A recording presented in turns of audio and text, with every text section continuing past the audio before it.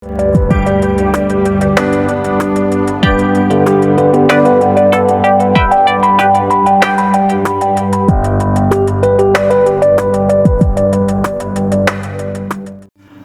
l'àmbit nou de l'extraordinari edifici octogonal romà de Can Ferrarons de Premià de Mar, durant la campanya arqueològica de l'any 2006 es va descobrir una pedra miliar. Un miliari és un marcador de milles. De fet, n'hi havia a totes les carreteres romanes. En aquest cas, doncs, es tracta de la Via Augusta, que nosaltres coneixem com a Camí del Mig. Una milla romana, o mille passum, eren 1.481 metres.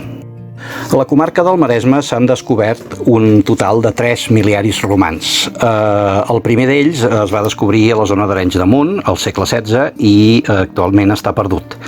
El segon es va descobrir a la finca de Can Vilalta de Vilassar de Mar a l'any 1954. És de l'època de l'emperador August i, per tant, és uns 300 anys més antic que el de Can Ferrarons.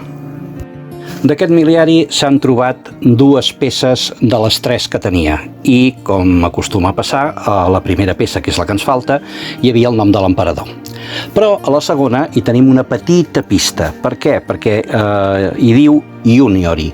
Aleshores, pensem que podria tractar-se de Licini el Jove, Cèsar, entre els anys 317 i 324 després de Crist, és a dir, a començaments del segle IV.